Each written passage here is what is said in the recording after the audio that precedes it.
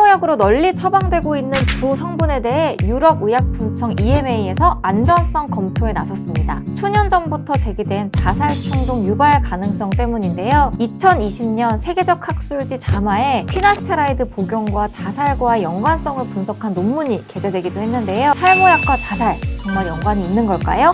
비욘디에서 알아봤습니다. 탈모약으로 주로 많이 쓰고 있는 피나스테라이드 그리고 두타스테라이드 이 약들 때문에 자살 충동이 실제로 있었다거나 우울증이 생긴다거나 이런 보고들이 조금 생기다 보니까 미국에서도 부작용으로 이제 이런 내용들을 조금 넣어야 된다 이런 가이드가 생기기도 했고, 유럽의학회에서 부작용이 실제로 이제 이 약물 사용과 상관관계가 있는가 조사를 하기 위한 초기 단계로 연구를 한다라는 이야기를 들었습니다. 네, 이미 결론이 나 있는 내용입니다. 2022년도에 이제 미국 FDA에서 정보를 다 평가를 했고 인과관계를 뒷받침할 만한 근거가 없다고 이제 결론을 지은 바 있습니다. 다만 이제 조금 취약한 그런 경우가 있기 때문에 피나스테라이드의 제품 라벨에 안전 경고에 넣도록 되어 있죠. 그래서 라벨에 이미 포함되어 있습니다. 한국의 경우는 사용상의 주의사항으로 기분 변형이나 우울증 그런 것에 대해서 이제 명시하게 되어 있고, 유럽이나 미국 역시 마찬가지로 이제 약품 설명서에 들어 있습니다. 다만 이제 미국에는 이제 피나스테라이드 하나만 지금 승인이 되어 있죠. 미국은 이제 피나스테라이드 하나만 평가를 했고, 유럽의 경우는 이제 피나스테라이드나 두타스테라이드 두 가지 약제에 대해서 이번에 안전성을 평가하도록 저렇게 차이가 있는 것이죠. 기본적으로 남성 탈모의 발생에 대해서는 테스토스테론을 다이하이드로 테스토스테론이라고 바꾸는 용활 방한 효소가 있습니다. 이 효소를 억제하는 약들이 알모제로 사용하고 있는데, 남성 호르몬이 여러 가지 종류가 있습니다. 그중에 호르몬의 밸런스가 바뀌기 때문에 처음에 이제 사용을 할 때 한 달에서 두 달 사이 초기에 이제 약간의 피로감이라든지 성욕의 감퇴라든지 약간의 기분의 변화 이런 게 있을 수 있죠. 근데 먹다 보면 이제 이게 사람이란 이제 항상성을 항상 찾기 때문에 다시 이제 이 회복이 되죠. 그렇지만 극히 일부분의 환자, 조금 취약한 환자들 그런 분에서는 좀 영향을 받습니다. 실제로는 환자분들께 설명을 하고 할 때 이제 우울증이나 자살 충동 이런 것까지 설명을 드리진 않고 있고,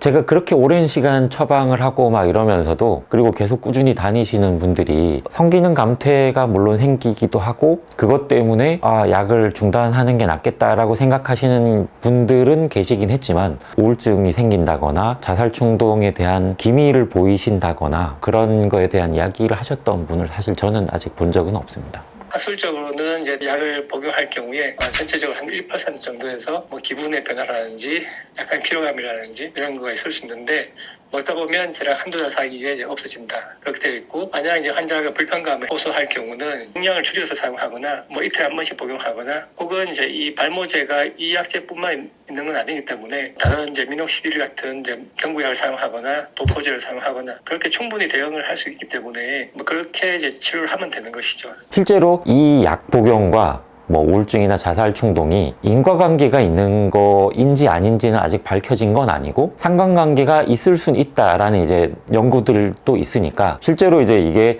인과관계가 있는지 없는지에 대한 거는 좀 더 연구를 하고 조사를 해봐야 되겠지만, 이런 연구에 착수했다라는 것만 가지고 이거를 굉장히 겁내하거나 약 치료를 중단해야 되겠다거나 이럴 필요는 저는 전혀 없다고 생각합니다.